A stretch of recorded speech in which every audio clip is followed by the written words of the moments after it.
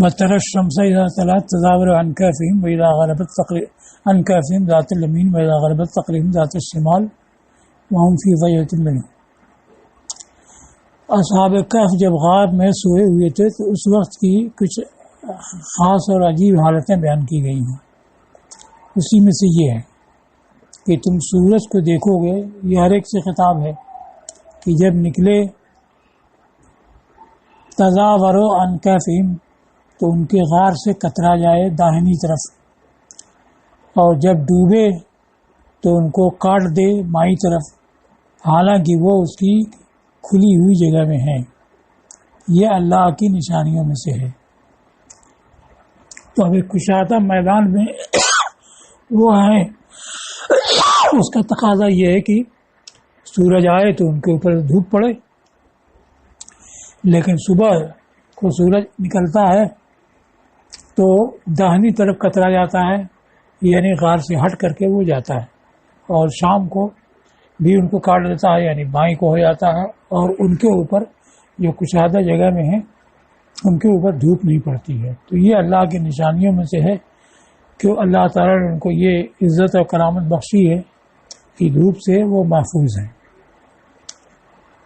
اس کو بیان کیا ہے تزاورو میں قرات، تزاورو، تزورو اور تزاورو، تو اصل اس کی ہے تتزاورو باب تفاعل سے۔ اب اس میں تفاعل میں دو تا اکٹھا ہوتے، ایک کا حذف جائز ہوتا ہے، تو ایک کو حذف کیا تو تزاورو ہوا، یا یہ کہ تتزاورو میں تا کو زا کیا، زا کو زا میں ادغام کیا تو تزاورو ہوا۔ یہ دو قراتیں ہیں، یہ زا کی تخفیف کے ساتھ تزاورو، یہ اہل کوفہ یعنی تینوں قراء کوفہ، امام عاصم، امام حمزہ، علی کسائی، ان کی قرات ہے۔ اور ازورار سے تفاعل کے بجائے فعلال سے یہ تزورو ابن عامر شامی کی قرات ہے، اور تزاورو یہ باقی لوگوں کی ہے۔ تو یہ وہی تفاعل والا ہے، تتزاورو تھا تیکزا کر کے ادغام کیا، اصل اس کی تتزاورو ہے، تو تخفیف کی گئی تا کا زا میں ادغام کر کے، یعنی تا کو زا کر کے زا میں ادغام کیا، یا یہ کہ تزاورو والی قرات میں تا کو حذف کر کے تخفیف کی گئی۔ اور سبھی یعنی تزاورو تزورو سبھی زبر سے ہے، زبر کا معنی مائل ہونا، منحرف ہونا، اور اسی سے زارہو فلاں کی زیارت کی جب اس کی طرف مائل ہو، اور اسی سے زور زا کے ضمے کے ساتھ جھوٹ، اس میں سچائی سے منحرف ہونا۔ ان کہفہم ان کے غار سے کترا جائے، یعنی اس سے منحرف ہو جائے اور اس کی دھوپ ان پر نہ پڑے۔ ذات الیمین، تو ذات الیمین کو نا یمین والا، یمین والی ذات مؤنث ہے، تو یمین والی کیا مطلب؟ یعنی یمین والی جہت، جہت الیمین، یمین کی سمت، دائیں کی سمت وہ منحرف ہو جائے، تو اس کی حقیقت الجہت المسمات بالیمین، وہ جہت جس کا نام یمین رکھا گیا۔ اور امام مذہبی نے کہا حقیقت الجہت ذات اسم الیمین، الجہت ذات اسم الیمین یعنی وہ جہت جو جس کا نام یمین ہے، تو ادھر کو یمین کہتے ہیں، ادھر کو شمال کہتے ہیں۔ وَإِذَا غَرَبَتْ تَقْرِضُهُمْ، قرض یقرض کاٹنا، تَخْطَئُهُمْ، تو یہ حقیقی معنی مراد نہیں کہ ان کو کاٹ کے ٹکڑے بنا دے، مراد ہے تَتْرُكُهُمْ، ان کو کاٹ دے، ان کو یعنی ان کو چھوڑ دے اور ان سے منحرف ہو جائے، ہٹ جائے بائیں کی طرف۔ وَهُمْ فِي فَجْوَةٍ مِّنْهُ، حالانکہ وہ اس کی کھلی ہوئی جگہ میں ہیں۔ متسعین من الکہف، یعنی غار کی کشادہ جگہ میں ہیں۔ تو اب حاصل کیا ہوا کہ دن بھر ان پر سایہ رہتا ہے، دھوپ نہیں پڑتی۔ اس کو کہا ہے کہ والمعنی انہم فی ظل، مطلب یہ ہے کہ وہ سائے میں ہیں۔ نہارہم کلہ، اپنے پورے دن، یہ نہارہم یہ مفعول فی بنے گا، ثابت کا جو ذلن کا فی ذلن کا متعلق ہوگا کہ وہ اپنے پورے دن سائے میں ہیں، ان کے اوپر دھوپ نہیں پہنچتی ہے سورج کے نکلنے میں نہ ڈوبنے میں، باوجود اس کے کہ یہ کشادہ کھلی ہوئی جگہ میں ہے جو دھوپ کے پہنچنے اور عارض ہونے کی جگہ ہے۔ مارزن لے اصابت الشمس، جو دھوپ کے پہنچنے کے عارض ہونے کی جگہ ہے، اگر اللہ تعالیٰ دھوپ کو ان سے نہ روکتا۔ ایک تو یہ تفسیر ہوئی۔ دوسرے یہ کہا گیا کہ غار کا محل وقوع ایسا ہے کہ دھوپ اس پر نہیں پڑتی ہے، کہ غار یہ ہے اور اوپر سے بند ہے، دروازہ ان کا شمال کی طرف ہے، تو شمال کی طرف دروازہ، ادھر کو دروازہ، تو ہوا تو آتی جاتی ہے اور وہاں پر راحت اور ٹھنڈک رہتی ہے، اور بند ہونے کی وجہ سے دھوپ نہیں پڑتی ہے۔ تو یہ قیلے سے بیان کیا ہے۔ اس پر اعتراض یہ ہوتا ہے کہ یہ تو کوئی عجیب بات نہیں ہوئی، جب بھی کوئی ایسا مکان ہو کہ بند ہو اور دائیں بائیں سے اس کے دروازہ، تو ہوا آئے گی جائے گی۔ اس میں جو فرمایا گیا کہ ذالک من آیات اللہ، یہ اللہ کے نشانیوں میں سے ہے، تو یہ کیسے اس پر منطبق ہوگا؟ تو اس کو کہا کہ اللہ کی نشانیوں میں سے ہونے کا مطلب یہ ہے کہ ان کا پورا واقعہ اور پورا حال یہ اللہ کی نشانیوں میں سے ہے۔ اور یہ بھی کہہ سکتے ہیں کہ اس طرح سے پہاڑ کو بنانا کہ بیچ میں اس کے کشادہ جگہ ہو جہاں کی ہوا کے عام درخت ہو، راحت ہو، آرام ہو اور دھوپ نہ پڑے، تو یہ اللہ ہی کی تخلیق سے اور اسی کے بنانے سے ہوا کہ پہاڑ تو کوئی اپنے طور سے بناتا نہیں ہے، تو اس طور سے بھی یہ اللہ کی نشانیوں میں سے ہے۔ یہ دوسرا قول ہے، لیکن جس اہتمام کے ساتھ قرآن نے ذکر کیا ہے، اس کا تقاضا یہ کہ یہ ان کے اعزاز اور ان کی کرامت کے طور پر ہو۔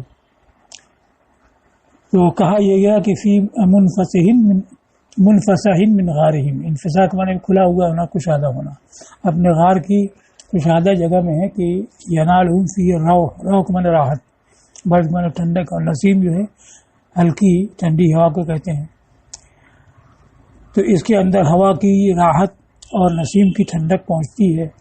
احساس سے لا یحسون کرب الغار، اور غار کی گھٹن یہ محسوس نہیں کرتے ہیں۔ یہ اللہ کی نشانیوں میں سے اس کی جو تفسیر ہوئی کی ہے، یعنی جو اللہ نے ان کے ساتھ کیا ہے، سورج کا قطرہ جانا اور نکلتے اور ڈوبتے ہوئے ان کو کاٹ دینا، یہ اللہ کی نشانیوں میں سے ایک نشانی ہے۔ یعنی جو بھی اس سمت میں ہوتا اس کو دھوپ پہنچتی اور ان کو نہ پہنچتی، کرامت سے ان کے خاص ہونے کی وجہ سے۔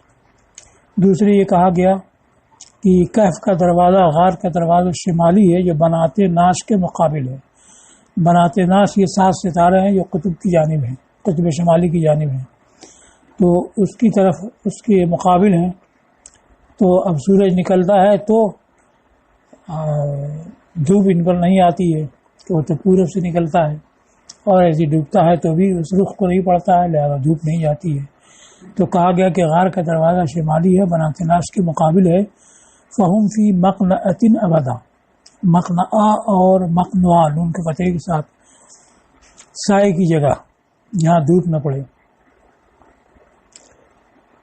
تو وہ ہمیشہ سائے کی جگہ میں ہے۔ تو پھر اب ذالک من آیات اللہ کیا مطلب؟ یہ تو قدرتی طور پر ایسا ہوگا کہ جو بھی اس طرح کا مقام ہو تو اس میں دھوپ نہیں آئے گی۔ تو ذالک من آیات اللہ کا مطلب ان کا حال اور ان کا قصہ یہ اللہ کی نشانیوں میں سے۔ من یہد اللہ فہو المہتد، جس کو اللہ ہدایت دے تو وہی ہدایت یافتہ ہے۔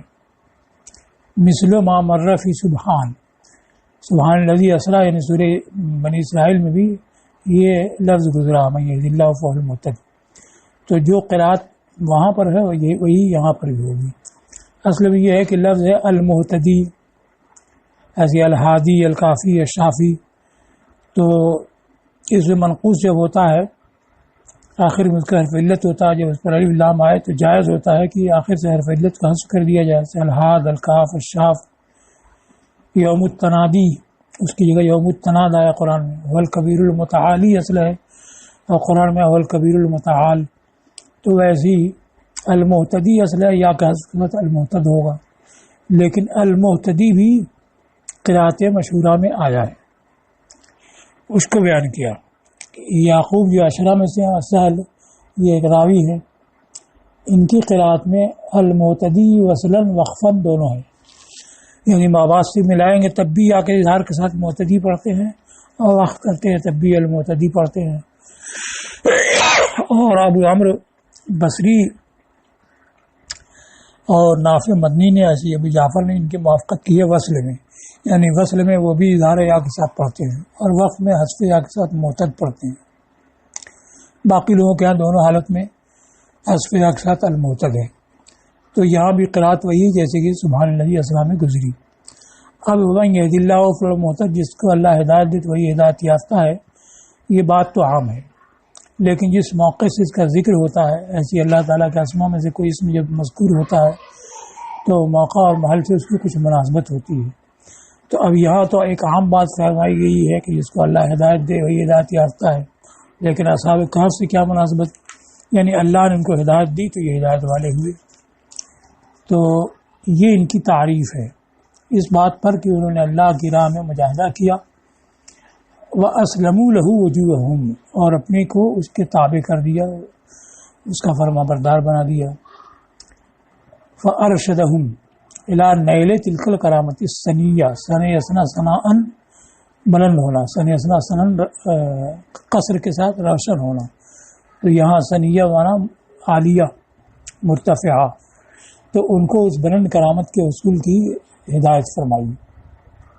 ومن یضلل اس کے مقابل میں ہے ومن یضلل فلن تجد له ولیا مرشدا، اور جس کو گمراہ کر دے تو ہرگز تم اس کے لیے کوئی ہدایت کرنے والا ولی، دوست و مددگار نہیں پاؤ گے۔ مصنف نے کہا من اضلہ فلا ہادی لہ، جو اس کو گمراہ کر دے تو اس کا کوئی ہادی ہی نہیں۔ تو ایک تو یہ ہے کہ تم اس کا ہادی نہیں پاؤ گے، اس کے لیے کوئی ہادی نہیں پاؤ گے، تو ہو سکتا ہے کہ واقع میں تو ہو پاؤ نہیں۔ تو مصنف نے ظاہر کیا کہ یہاں نہ پانا جو اس وجہ سے نہیں کہ ہے اور مل نہیں رہا ہے، بلکہ اس وجہ سے کہ اس کا ہادی کوئی ہو ہی نہیں سکتا ہے۔ جب کوئی ہو ہی نہیں سکتا ہے تو پایا بھی نہیں جا سکتا ہے، اس لیے کہا کہ من اضلہ فلا ہادی لہ، جس کو وہ گمراہ کرے تو اس کا کوئی ہادی نہیں۔ اب دوسری حالت و کیفیت بیان کی گئی ہے، وَتَحْسَبُهُمْ أَيْقَاظًا وَهُمْ رُقُودٌ، اور تم ان کو بیدار سمجھو گے حالانکہ وہ سوئے ہوئے ہیں۔ دوسری بات نقلبہم ذات الیمین و ذات الشمال، اور ہم ان کو دائیں اور بائیں طرف کروٹ بدلتے ہیں، ان کو پلٹتے رہتے ہیں دائیں اور بائیں طرف۔ تیسری بات وکلبہم باسط ذراعیہ، اور ان کا قبطہ اپنی کلائیاں بالوسید چوکھٹ پر یا صحن میں بچھائے ہوئے ہے۔ چوتھا وَلَوِ اطَّلَعْتَ عَلَيْهِمْ لَوَلَّيْتَ مِنْهُمْ فِرَارًا وَلَمُلِئْتَ مِنْهُ رُعْبًا، اگر تم ان پر مطلع ہو یعنی ان کو جھانک کر کے اوپر سے دیکھو تو ان سے بھاگ کھڑے ہو اور ان سے روب اور خوف کے مارے روب اور خوف سے بھر جاؤ، یعنی خوفزدہ اور مرعوب ہو جاؤ۔ تو یہ غار میں سونے کے وقت ان کی حالت اور کیفیت بیان کی گئی ہے۔ تحسبو اور تحسبو دو قرات ہے، حسبہ یحسبو سمیہ سے اور حسبہ یحسبو بکسر العین فی الماضی والمضارع، یہ ایک مستقل باب ہے۔ تو سین کے فتح کے ساتھ ابن عامر شامی، حمزہ کوفی اور امام عاصم کوفی کی قرات ہے، سوائے عاشا کے۔ عاشا جو ہے بالواسطہ امام عاصم سے راوی ہے، عاشا راوی ہے ابو بکر سے، ابو بکر امام عاصم سے، تو ان کے ہاں تو بفتح سین نہیں ہے، ان کے ہاں بکسر سین ہے، اور ایسی باقی قراء کے ہاں بکسر سین تحسبو ہے۔ اور یہ کسی خاص سے خطاب نہیں ہے بلکہ ہر سننے والے سے خطاب ہے کہ کوئی بھی ان کو دیکھے گا تو بیدار سمجھے گا اور تم ان کو بیدار سمجھو گے۔ اچھا، ایقاظ کو بتایا کہ یقیظ کی جمع ہے، اصل میں یقظہ یقظن سمیہ سے آتا ہے، اور یقوزہ یقاظتن بیدار ہونا کرونا سے، اور صفت کا صیغہ ہوتا ہے یقظ اور یقظ اور یقظان، تو جمع دونوں کی یقظ و یقظ کی ایقاظ ہوتی ہے۔ تو یہ ایقاظ کو بتایا کہ یقظ یا یقظ کی جمع ہے، رقود یا راقد کی جمع، رقد یرقد سونا، اسی سے راقد جس میں فاعل اس کی جمع رقود، اس کی تفسیر نیام سے کی ہے، نامہ یا نامہ سونا، اور نائم اس کی جمع نیام۔ اب یہ کیسے ہے کہ بیدار ہے اور دیکھنے والا ان کو، وہ سوئے ہوئے اور دیکھنے والا ان کو بیدار سمجھے، تو اس کے بارے میں کہا گیا کہ ان کی آنکھیں کھلی ہوئی ہے حالانکہ وہ سو رہے ہیں، تو اس کی وجہ سے دیکھنے والا ان کو بیدار گمان کرتا ہے۔ یہ قول ہے دوسرا قول یہ ہے کہ بار بار کروٹ بدلتے رہتے ہیں تو اس کی وجہ سے دیکھنے والا بیدار سمجھتا ہے. وہ نقلب ان کو اپنی کروٹ بدلتے ہیں دائیں اور بائیں.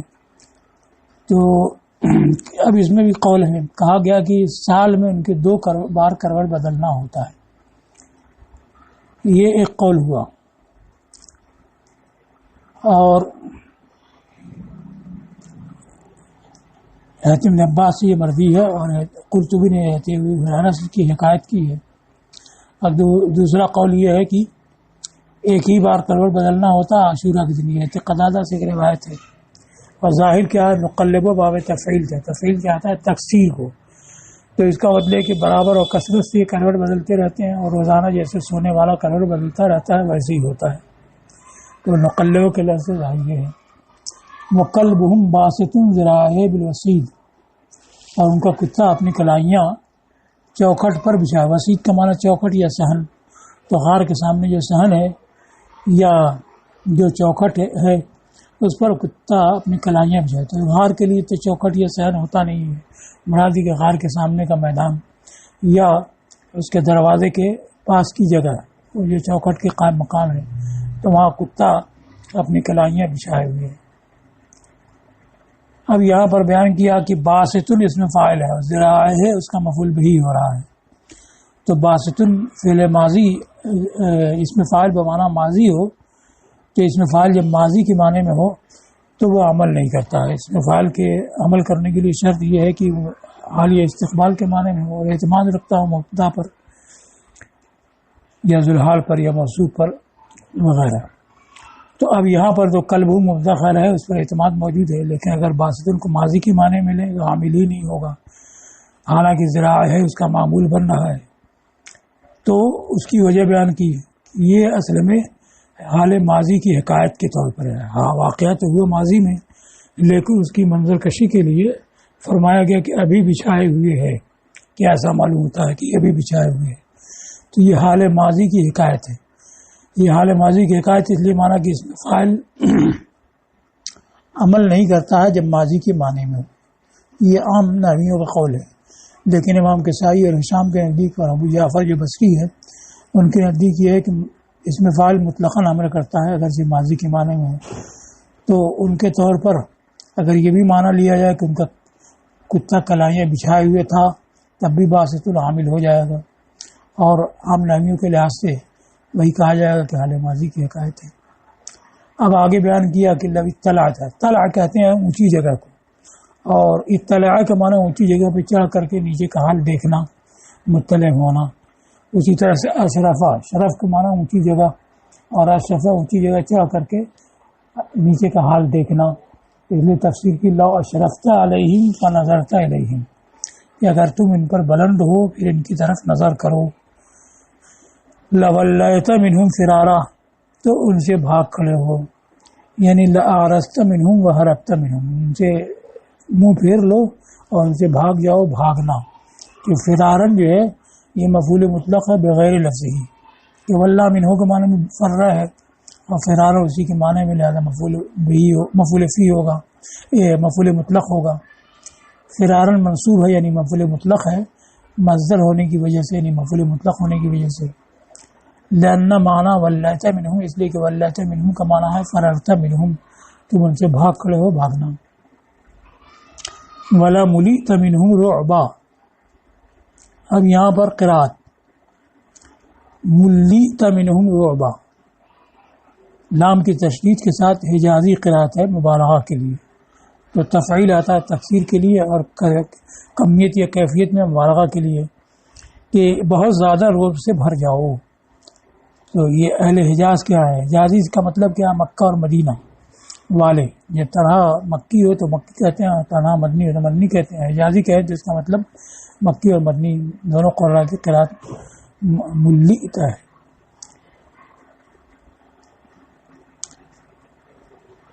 رعبن یہ تمیز ہے, روب کے وجہ سے, روب کے اعتبار سے تم ان سے بھر جاؤ. اور رعوبن اہم کے ضمے کے ساتھ ابن عامر شامی اور علی کسائی کی قرات ہے. تو روب کیا ہے, الخوف الذی یرعب الصدر یملؤہ, وہ خوف جو سینے کو بھر دے.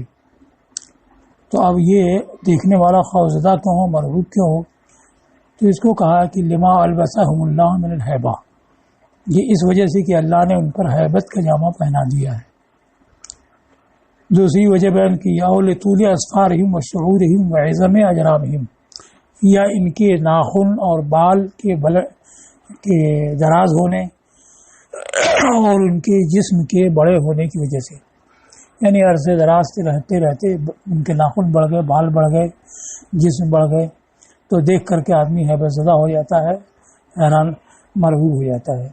مگر اس کو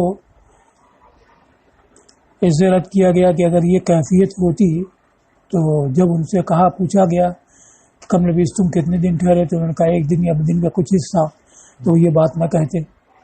دوسرے نے کہا کہ ربکم اعلم بما لبثتم، اس کی تعویل کی گئی کہ ہو سکتا ہے کہ یہ کچھ دیکھا نہ ہو، کہہ دیا ہو لبثنا یوما وبعض یوم، لیکن اس کے بعد اور بھی ہے کہ یہ املیخہ کو جب ان لوگوں نے کھانا خریدنے کے لیے بھیجا اور باہر گئے تو ان کو تعجب ہو رہا تھا کہ ابھی کل ہم لوگ آئے اور آج نکل رہے ہیں تو سارا شہر بدلا ہوا ہے، آدمی بدلے ہوئے ہیں، سب حیت بدلی ہوئی ہے۔ تو اگر خود ان کی ذات میں ایسی چیز ہوتی کہ ناخن بڑھے ہوئے ہیں، بال بڑھے ہوئے ہیں، تو خود ہی سمجھ لیتے کہ زمانے دراز کے بعد ہم آ رہے ہیں۔ تو ایسی کوئی کیفیت ہوتی ان کی ذات میں تو پہلے اس پر غور کرتے، نہ یہ کہ شہر کی تبدیلی پر تعجب کرتے۔ تو صحیح ہے، ابن عطیہ نے کہا کہ صحیح ہے کہ اللہ نے وہی اسی حالت اسی حیت کو جس پر یہ سوئے تھے ان کو اتنے زمانے تک محفوظ رکھا۔ تو اب مرعوب ہونا یہ اسی ہیبت کی وجہ سے ہوگا جو اللہ نے ان پر ڈالی ہے۔ حضرت معاویہ سے روایت ہے کہ انہوں نے رومیوں سے غزوہ کیا، تو اصحاب کہف کے غار کے پاس سے گزرے تو انہوں نے فرمایا کہ میں اس میں داخل ہونا چاہتا ہوں۔ حضرت عباس رضی اللہ عنہ نے فرمایا کہ فرمایا گیا ان سے جو تم سے بہتر ہے، کیونکہ لو اطلعت لولیت کا خطاب تو ہر ایک سے ہے، تو اس میں حضور صلی اللہ علیہ وسلم بھی ہے، تو ان سے فرمایا گیا جو تم سے بہتر ہے کہ تم ان سے بھاگ کھڑے ہو۔ تو حضرت معاویہ رک گئے اور خود نہیں گئے۔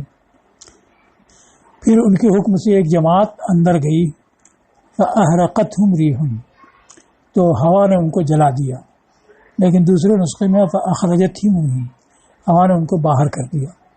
اور اصل میں یہ روایت ابن ابی شیبہ، ابن منذر، ابن ابی حاتم کے ابن عباس سے ہے، اس کے الفاظ یہی ہیں فلما دخلوا الكهف بعث الله عليهم ريحا فأخرجتهم، کہ جب یہ لوگ غار میں داخل ہوئے تو اللہ نے ان پر ایسی ہوا بھیجی کہ اس نے ان کو باہر کر دیا۔ تو یہی درست ہے کہ وہ لوگ گئے تو ٹک نہیں سکے، بلکہ ہوا کے زور کی وجہ سے، آندھی کے زور کی وجہ سے باہر آ گئے۔ اسناہم لیتساءلوا بینہم، اور ایسے ہی ہم نے ان کو اٹھایا تاکہ وہ باہم ایک دوسرے سے سوال کریں۔ تساؤل تفاعل سے ہے، تفاعل تشارک کو چاہتا ہے، تساؤل کا مطلب ایک دوسرے سے سوال کرنا۔ ذالک کا مشاملہ کیا ہے؟ اسی کی طرح ہم نے ان کو اٹھایا، ان کو ظاہر کیا، یعنی جیسے ہم نے ان کو وہ نیند سلایا اسی طریقہ سے ان کو بیدار کیا،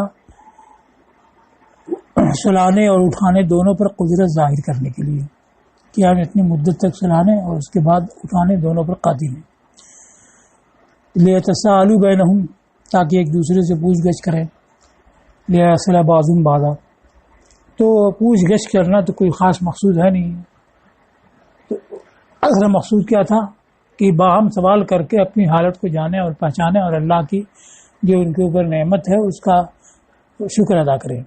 اس کو مصنف نے ظاہر کیا، وَيَتَعَرَّفُوا حَالَهُمْ وَمَا صَنَعَ اللَّهُ بِهِمْ، حال پر رکھتا ہے ما صنع ہے، اور اپنی حالت کو پہچانے اور جو کچھ اللہ نے ان کو ساتھ کیا اس کو پہچانے۔ فَيَعْتَبِرُوا، تو عبرت حاصل کریں، وَيَسْتَدِلُّوا عَلَىٰ عِظَامِ قُدْرَتِ اللَّهِ، اور اللہ کی قدرت کے عظیم ہونے پر استدلال کریں اور یقین میں اور بڑھ جائیں، یعنی اس قدرت اور نعمت کو دیکھ کر کے ان کا یقین زیادہ ہو۔ وَيَشْكُرُوا مَا أَنْعَمَ اللَّهُ بِهِ عَلَيْهِمْ، اور اللہ نے جو ان پر انعام فرمایا اس کا شکر ادا کریں۔ اب یہ ذکر کیا کہ تاکہ ایک دوسرے سے پوچھ گچھ کریں، تو پوچھ گچھ کیا ہوئی اس کا بیان ہے قال قائلہم کم لبثتم، ان کے ایک کہنے والے نے کہا، وہ ان کے سردار تھے، ان کا نام مقصد مینا تھا، انہوں نے کہا کہ تم کتنے دن ٹھہرے. اس کی ترکیب کم لبثتم یعنی کم یومن لبثتم، تو کم ممیز ہے، یومن تمیز، ممیز تمیز مل کر کے یہ مفعول فی ہوگا لبثتم کا، حاصل اس کا کم مدت و لبثکم، تمہارے ٹھہرنے کی مدت کتنی ہے. تو قالوا لبثنا یومن، بعض یوم، ایک گروہ نے کہا کہ ہم ٹھہرے ایک دن یا دن کا کچھ حصہ. تو یہ واقع کے مطابق تو تھا نہیں، لیکن گمان سے سمجھا یہی. تو یہ ایسا جواب ہے جو غالب ظن پر مبنی ہے. اس میں اس بات کی دلیل ہے، اس میں اجتہاد کے اور ظن غالب پر قول کرنے کے جواز کی دلیل ہے کہ ظن غالب کی بنا پر انہوں نے کہہ دیا.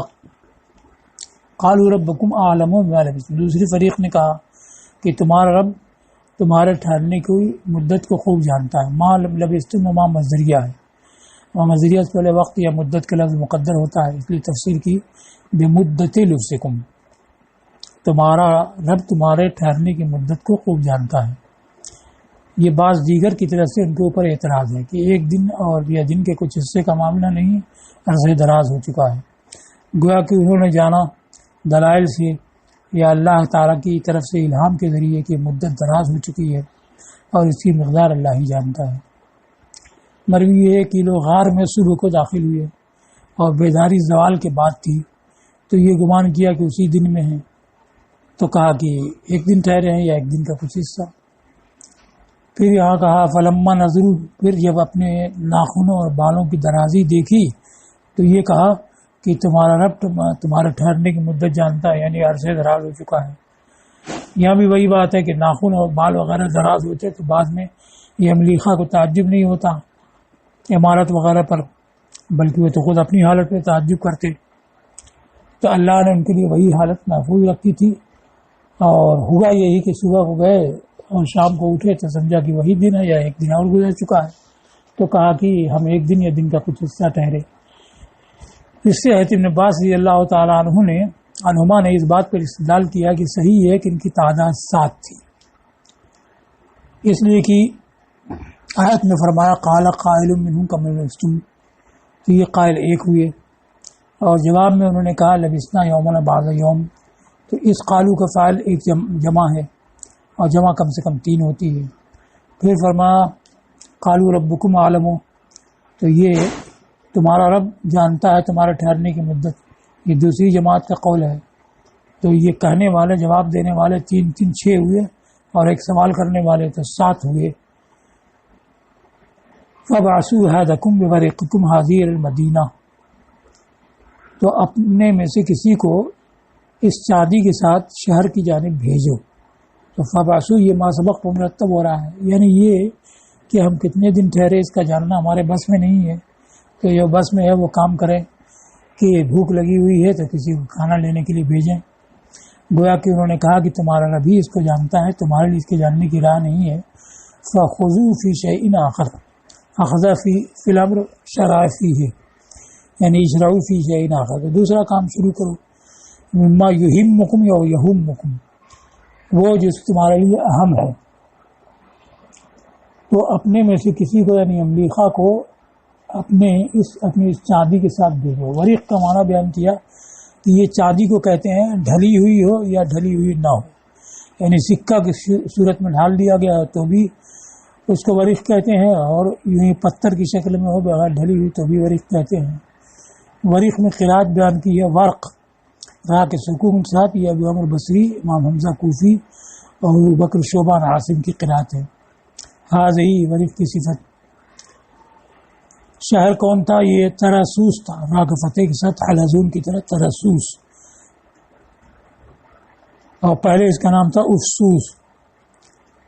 تو اس شہر میں یہ رہتے تھے ترسوس میں، اور غار سے میں جا کر کے بس گئے تھے. تو اب یہ انہوں نے کہا کہ اس چاندی کو لے کر کے جاؤ شہر میں، یعنی سکہ لے کر کے جاؤ. تو اس سے معلوم یہ ہوا کہ اگرچہ یہ لوگ اللہ پر توکل کر کے غار میں پناہ گزین ہوئے تھے، مگر زاد راہ اور ضرورت کی چیز یہ لے کے گئے تھے. تو روپیہ پیسہ لے کر کے جانا یہ توکل کے منافی نہیں ہے، ورنہ یہ حضرات متوکلین میں سے تھے، سونا چاندی لے کر جاتے ہی نہیں۔ اس کو کہا کہ ہم لوم الورقہ عند فرارہم دلیل علی ان حمل النفقۃ وما یصلح للمسافر ہوا رأی المتوکلین۔ یہ ہم لوم الورق کی یہ خبر آ رہی ہے کہ بھاگنے کے وقت ان کا چاندی کو لے جانا دلیل ہے، یہ دلیل اس کی خبر آ رہی ہے کہ ان کا چاندی کو بھاگنے کے وقت لے جانا دلیل اس بات کی ہے کہ ان حمل النفقہ وما یصلح، کہ خرچ کا لینا اور ایسی چیز کا جو مسافر کے لائق ہو، یہ اللہ پر توکل کرنے والوں کی رائے ہے۔ تو حمل النفقہ یہ ان کا اسم ہوا، ما یصلح للمسافر اس پر عطف ہوا حمل پر، ہوا رائے المتوکلین یہ حمل کا کہ اس میں ان کی خبر ہوئی۔ اللہ پر توکل کرنے والوں کا مذہب ہے نہ ان کا جو اتفاقات پر بھروسہ کرنے والے ہیں وعلی اتفاقات پر رکھتے ہیں۔ اور من النفقات یہ ما کا بیان ہے، وعاء کی جمع ہے اوعیان، وعاء کا معنی ما یوعا فیہ ہے، جیسے کسی چیز کو حفاظت سے رکھا جائے، برتن بٹوا وغیرہ۔ تو نہ ان کا یہ مذہب متوکلین کا ہے نہ ان کا جو کہ اتفاقات پر بھروسہ کرتے ہیں کہ چلو کچھ مل ہی جائے گا، یا بھروسہ کرتے اس پر جو لوگوں کے برتنوں میں اخراجات ہیں، یعنی لوگوں کے پاس جو خرچ ہے ان سے مانگ لیں گے، لے لیں گے۔ بعض علماء سے روایت یہ ہے کہ وہ بیت اللہ کے سخت مشتاق تھے، حنین مشتاق ہونا، شدید الحنین شدید الاشتیاق، کہ بیت اللہ کی بہت مشتاق تھے اور کہتے تھے کہ اس سفر کے لیے نہیں ہے مگر دو چیزیں، شد الحمیان و توکل علی الرحمن، تھیلی کو باندھنا اور رحمان پر توکل کرنا۔ تو اس سے کیا معلوم ہوا، ہمیان کہتے ہیں درہم دینار کی تھیلی کو، تو درہم دینار لے کر کے جانا اور ساتھ ساتھ اللہ پر توکل کرنا، یہ دونوں چیزیں جمع ہو سکتی ہیں۔ تو درہم دینار لے کر کے جانا یہ توکل کے منافی نہیں ہے، یہ معلوم ہوا۔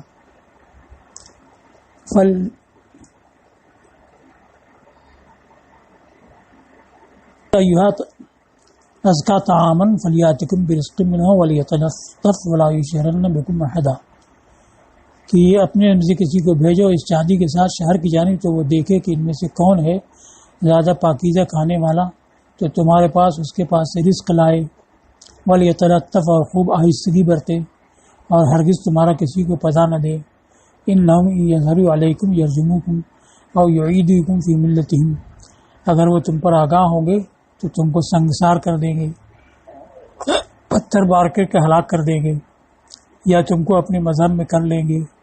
اور ایسا ہوا، یعنی ان کے مذہب پہ تم چلے گئے تو ہرگز تم کامیاب نہیں ہوگے۔